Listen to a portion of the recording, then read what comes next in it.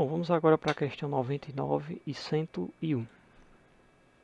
A fim de classificar as melhores rotas em um aplicativo de trânsito, um pesquisador propõe um modelo com base em circuitos elétricos. Nesse modelo, a corrente representa o número de carros que passam por um ponto da pista no intervalo de 1 segundo. A diferença de potencial corresponde à quantidade de energia por carro necessária para o deslocamento de 1 metro. De forma análoga, a lei de Ohm, cada via é classificada pela sua resistência, sendo a de maior resistência a mais congestionada. O aplicativo mostra as rotas em ordem crescente, ou seja, a rota de menor para a de maior resistência. Como teste para o sistema, são utilizadas 3 possíveis vias para uma viagem de A até B, com os valores de DDP e corrente conforme a tabela. Então aqui nós temos uma tabelinha onde mostra as rotas 1, 2 e 3. Aqui o que corresponde à diferença de potencial e aqui o que corresponderia à corrente. Bom, ele diz aqui, nesse teste, a ordenação das rotas indicada pelo aplicativo será. Bom, ele diz aqui de forma análoga à lei de Ohm, esse aplicativo é desenvolvido. Então, só para a gente revisar, a lei de Ohm diz que quando você tem um pequeno trecho aqui de um circuito, quando você tem uma diferença de potencial aqui, uma corrente passando por esse ponto, né, e uma resistência, a lei de Ohm diz que, a primeira lei de Ohm, diz que a diferença de potencial ou tensão, que é a mesma coisa, é igual à corrente vezes a resistência.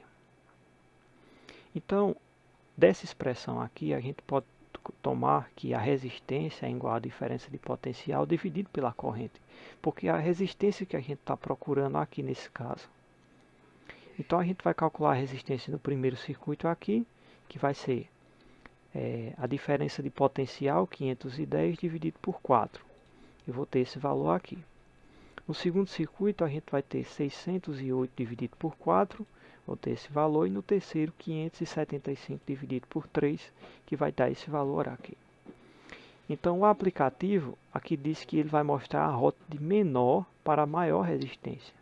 Aqui tem menor resistência, é a 1, seguido da 2 e por fim a 3. Então, a resposta correta é a letra A aqui, 1, 2 e 3. Seguindo a 101. No processo de captação da luz pelo olho, para a formação de imagens, estão envolvidas duas estruturas celulares, os cones e os bastonetes. Os cones são sensíveis à energia dos fótons e os bastonetes à quantidade de fótons incidentes. A energia dos fótons que compõem os raios luminosos está associada à sua frequência e a intensidade ao número de fótons incidentes. O animal que tem bastonetes mais sensíveis irá. Bom, primeiro aqui vamos identificar os cones e os bastonetes. Os cones, a questão diz que está relacionado com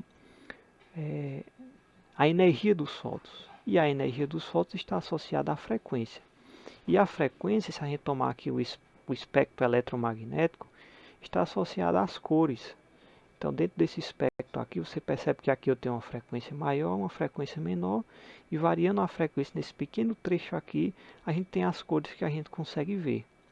Então, se o animal tivesse cones mais sensíveis, ele iria ver além dessa luz visível aqui, o que não é o caso. A questão diz que ele tem bastonetes mais sensíveis. Então, os bastonetes estão relacionados à intensidade de luz. Ou seja, ele vai conseguir captar uma quantidade maior que outros animais. E ele vai conseguir ver em ambientes pouco iluminados, porque ele consegue captar uma quantidade de luz que um outro animal com bastonetes mais sensíveis não conseguiria. Então, a letra A, daltonismo, não. Perceber cores fora do espectro seria o caso se ele tivesse cones maiores. Enxergar bem em ambientes mal iluminados. Essa é a resposta certa. Vamos ver as outras. Necessita de mais luminosidade para enxergar? Não. Isso aqui aconteceria se ele tivesse bastonetes menos sensíveis. Fazer uma pequena distinção entre cores e ambientes em ambientes iluminados. Isso aqui está relacionado com os cones. Então a resposta certa é a letra C.